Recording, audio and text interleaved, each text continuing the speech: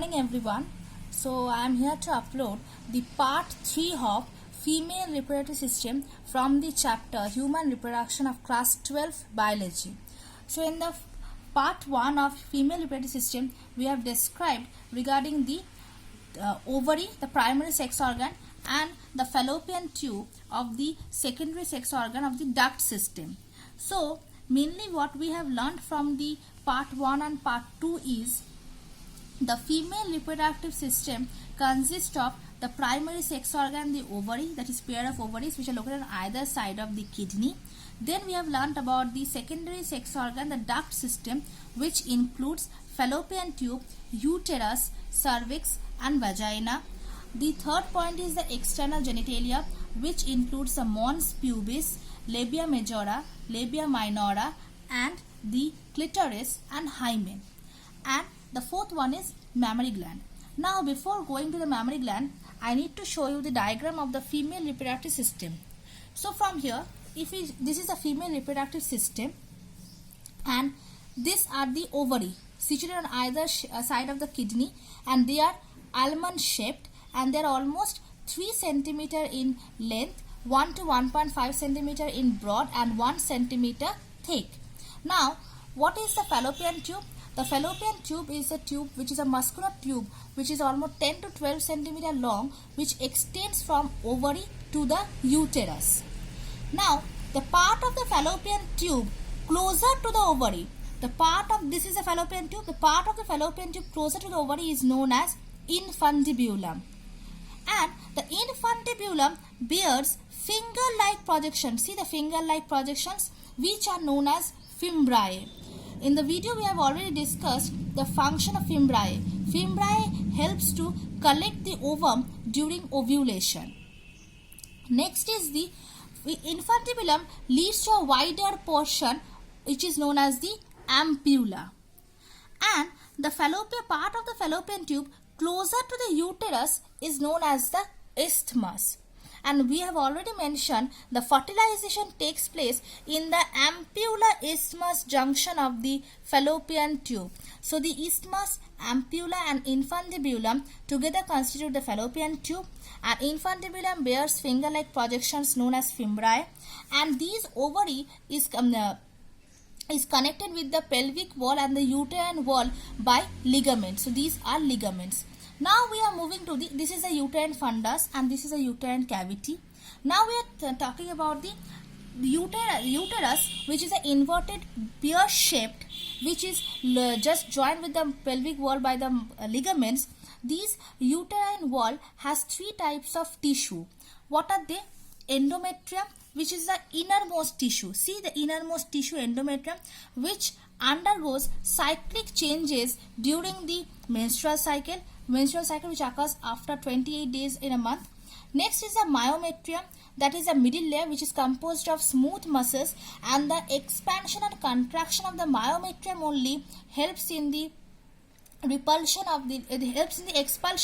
of the baby or the child during the birth, during the parturition. And this is the outermost layer, that is a glandulomembranous layer which is known as perimetrium.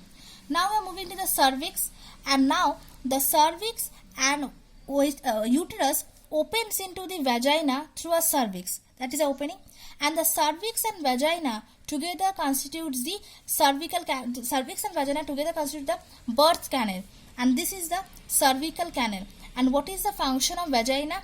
Vagina, number 1, it receives the male gametes during the insemination, and it acts as a birth canal or birth route during the childbirth. Now this is the total structure of a female reproductive system, and in the previous 2 videos, part 1 and part 2, I have already mentioned the function structure of each of the organ. Now we are moving to the 4th part, that is mammary glands.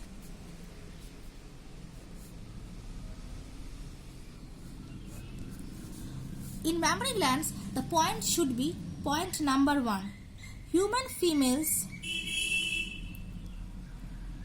have functional mammary glands or have a pair of functional mammary glands. It consists of glandular tissue and fat deposits.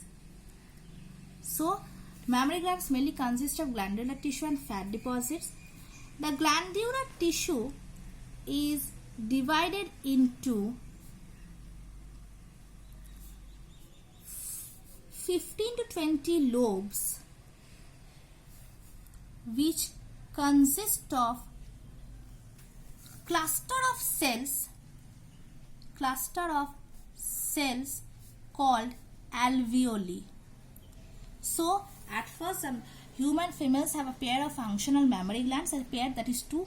It consists of a glandular tissue, as it is gland, and fat deposits. The glandular tissue is divided into 15 to 20 lobes, which consist of cluster of cells called alveoli, which opens into mammary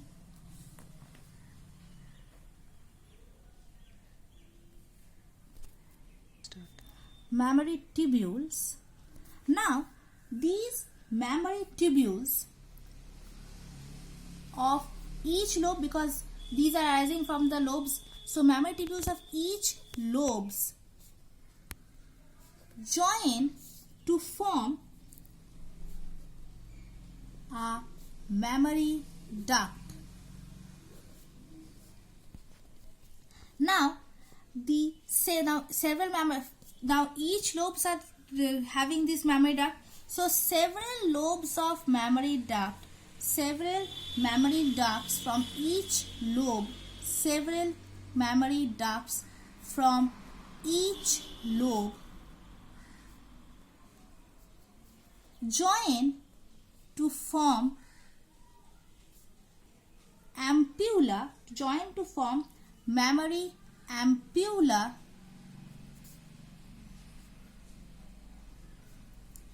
that is connected to lactiferous duct through which milk comes out.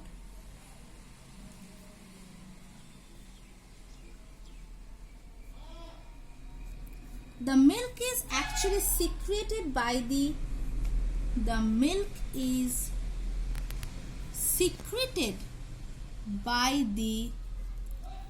cells of alveoli and is stored in lumen of alveoli. So this was all about the female reproductive system, which includes the primary sex organ, the ovary, that is situated on the either side of the kidney and the abdominal cavity. It is almost 3 centimeter, 1 to 3 centimeter in length and 1 to 1.5 centimeter broad and 1 centimeter thick. The ovary has a ovarian covering that is known as the strobal epithelium.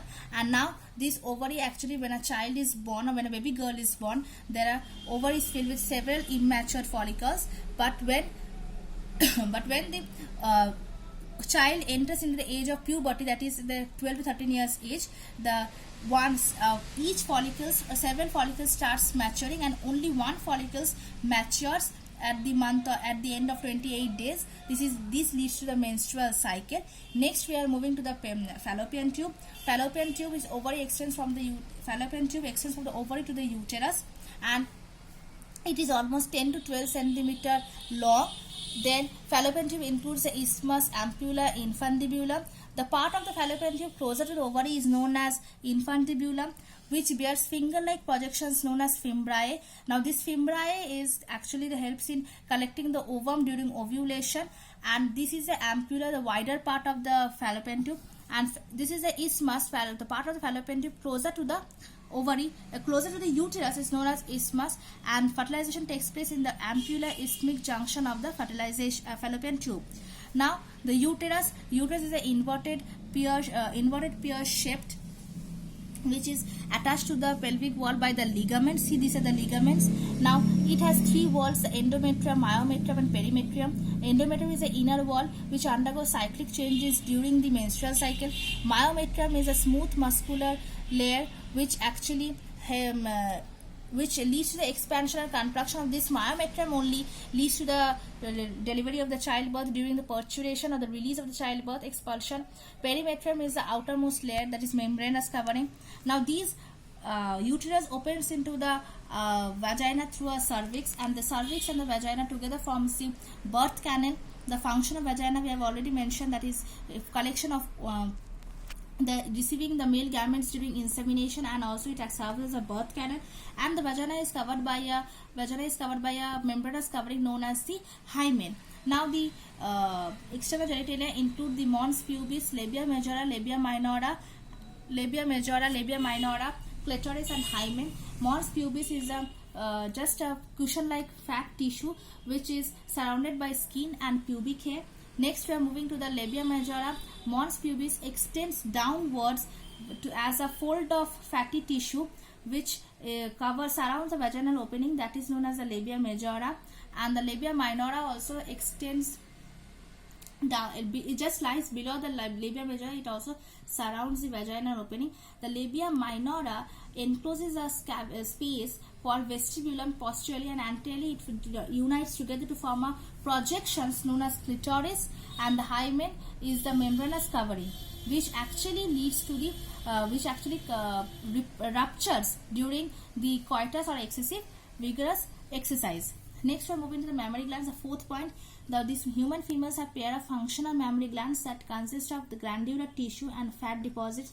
The glandular tissue is divided into 15 to 20 lobes which consist of cluster of cells. These cluster of cells are known as alveoli, which opens to the mammary tubules.